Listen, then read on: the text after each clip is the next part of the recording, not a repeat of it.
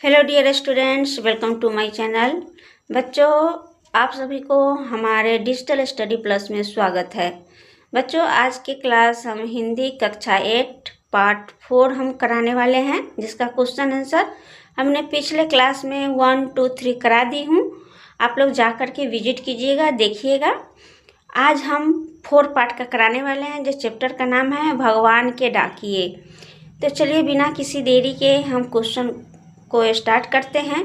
उससे पहले एक रिक्वेस्ट है कि आप लोग को वीडियो पसंद आए तो मेरे वीडियो को लाइक, चैनल को सब्सक्राइब जरूर कीजिएगा।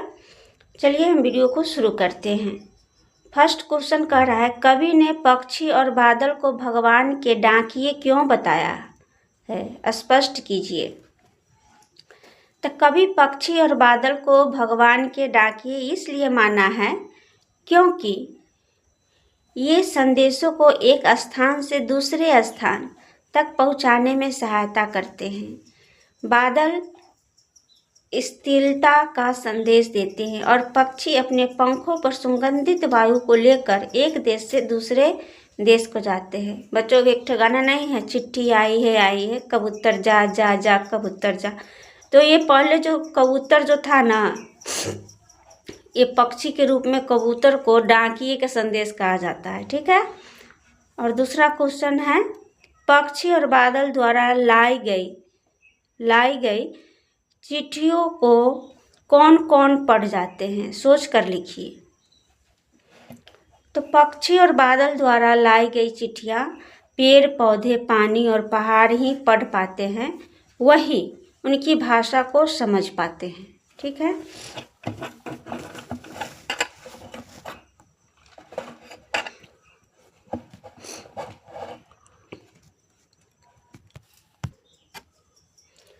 चलिए तीसरा क्वेश्चन देखते हैं क्या कर रहा है। इन पंक्तियों का भाव है, पक्षी और बादल प्रेम, सद्भाव और एकता का संदेश एक देश से दूसरे देश को भेजते हैं।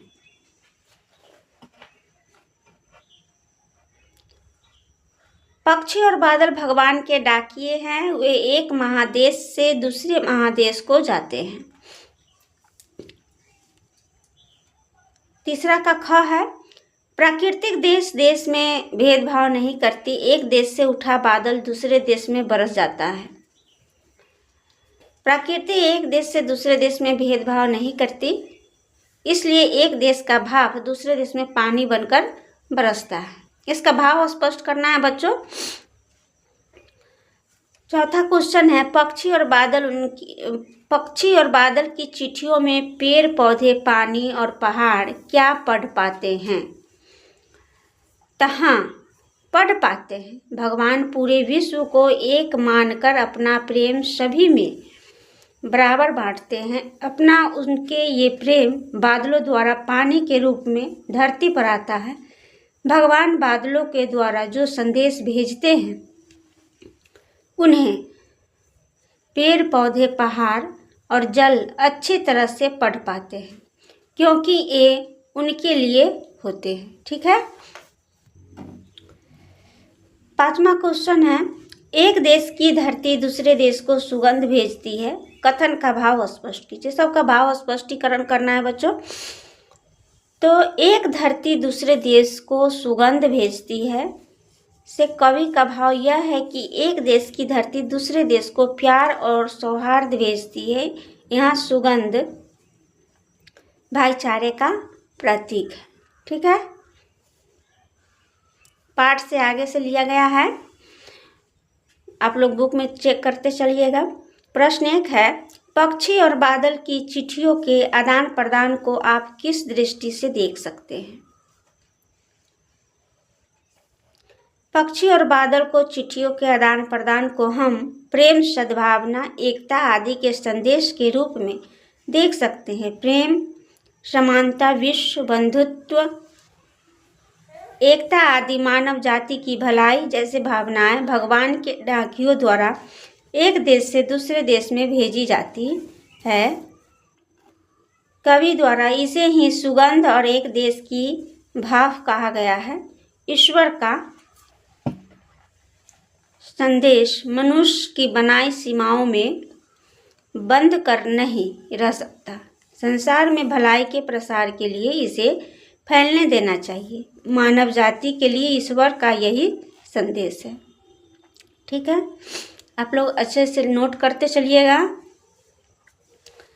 दूसरा क्वेश्चन कह रहा है, आज विश्व में कहीं भी संवाद भेजने और पाने का एक बड़ा साधन इंटरनेट है।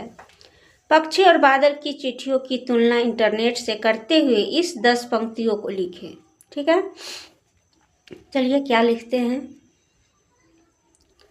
आज का युग संचार का युग है। यहाँ संचार के तीव्र साधनों में इंटरनेट ने सबसे प्रमुख स्थान ले लिया है। आज हम कुछ ही सेकेंडों में इंटरनेट के माध्यम से अपना संदेश विश्व के किसी भी कोने में बैठे मनुष्य को भेज सकते हैं। किंतु यदि इंटरनेट की तुलना पक्षी और बादल की चिट्ठियों से की जाए तो इतनी पवित्रता और निश्चलता के आगे इंटरनेट छोटा ही सिद्ध होता है।